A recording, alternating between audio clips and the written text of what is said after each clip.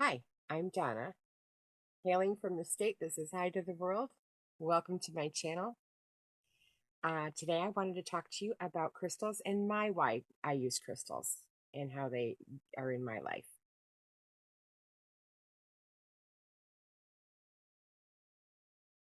In this video, I want to show you why I work with crystals, how I hear messages, what the universe is letting me know, where I got my training, a little bit of history, and how I use crystals.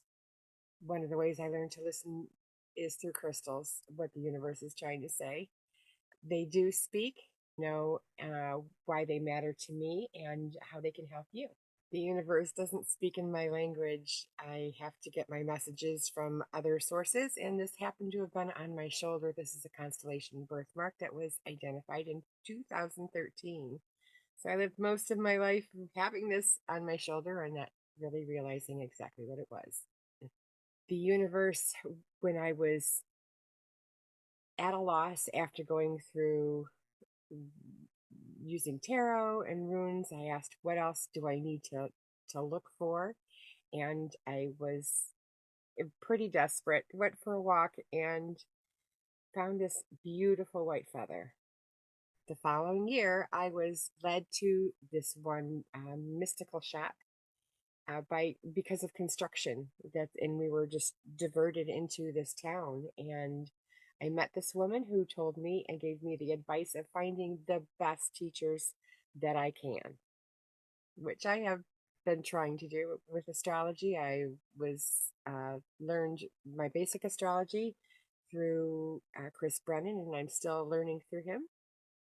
But my crystal learning I learned through the Hibiscus Moon Crystal Academy. I'm pretty skeptical. I need to know. I've got a lot of Scorpio in me, so I need to do that research. I need to find out why, how things work. I also value integrity. This woman who taught Hibiscus Moon was very meticulous on getting our assignments in and knowing that we knew the work. She provided the science. She was a science teacher, which was very helpful. And this let me know the hows and whys.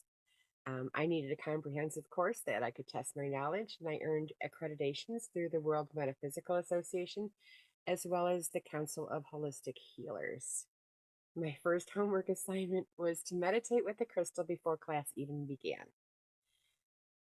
and then to listen to any messages. So as a youngster, I moving out west, we dug up like fool's gold. It's called pyrite. Now that I know what it is, it's called pyrite. And so I meditated with that crystal. We were given the assignment on a Friday afternoon, and we were told to just sit with it and figure out if there are any messages that come to us, whether it's could be anything, any kind of a sign. So my husband came home from work. We have a boat. We packed up all of our stuff. We went down to the boat for it's about an hour away. Went down, unloaded the car. I was able to shoo him off the boat, and I could sit down and meditate with the crystal. This happened almost about 7 o'clock in the evening. And while meditating, I first picked it up, and after just a few seconds later, I felt a rumbling. It wasn't a bad earthquake, but an earthquake did happen.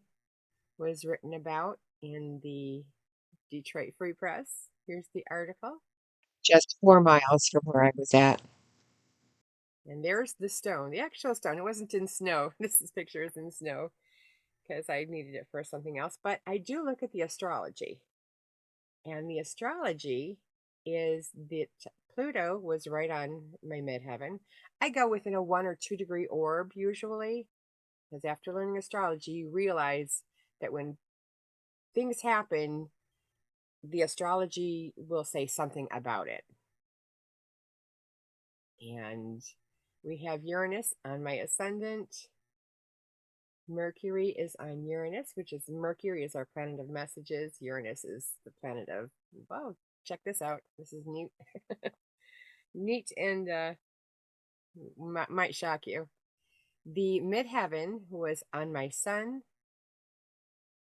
and this moon was 2 degrees away from my lot of exaltation, which will come up later, probably in another video.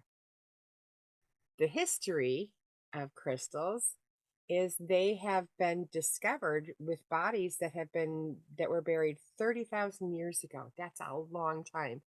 Crystals were formed when the earth was crystals started forming when the earth started forming.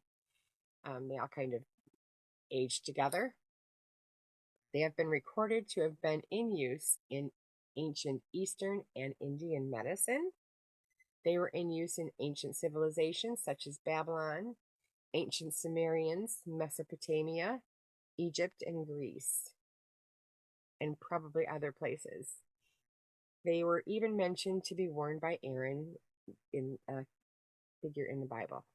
The different ways that you can use crystals or bring crystals into your life is through home decor, which is up at the top. There's a candle. There's also earrings, a necklace, and a sphere.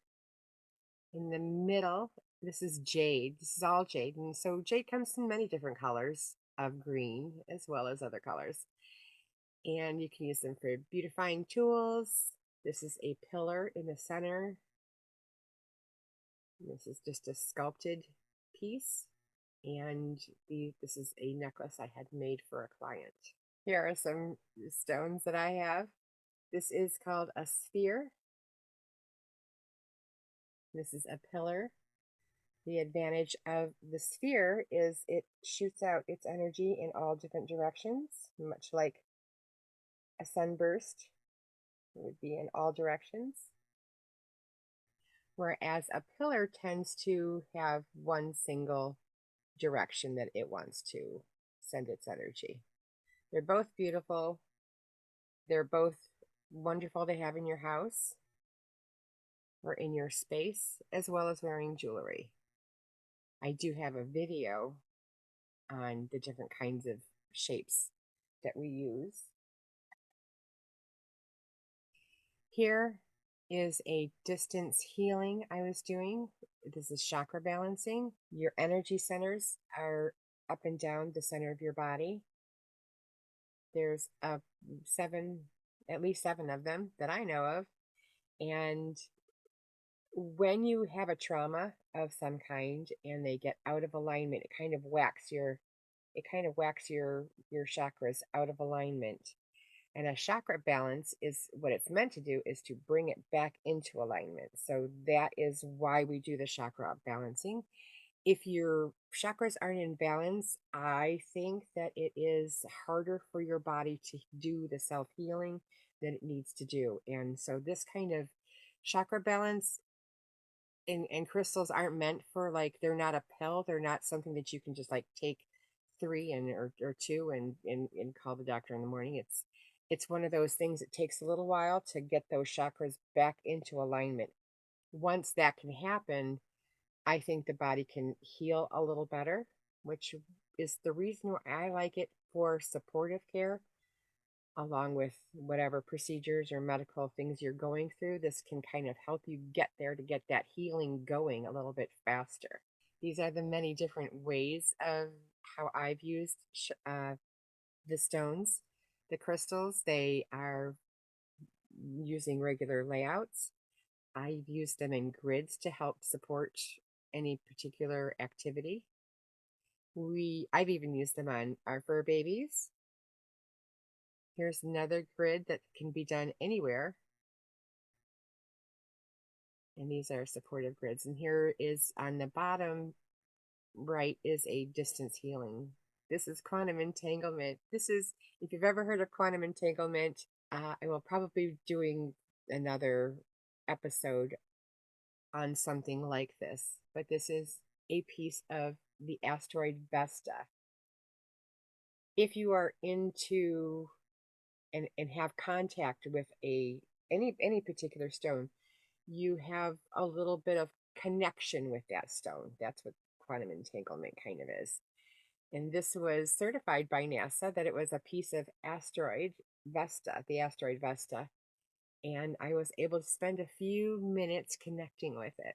Thank you very much for spending time listening about crystals, why they're important to me, why and how they can help you, how they have been in history.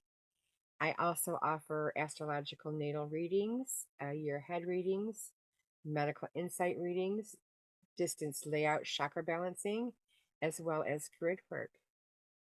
If you liked this video, please like, share, and subscribe to my channel. It helps me get my messages out. Thank you very much. My website is donnabastrology.com. Please go there if you want to contact me for any of my services. Thank you.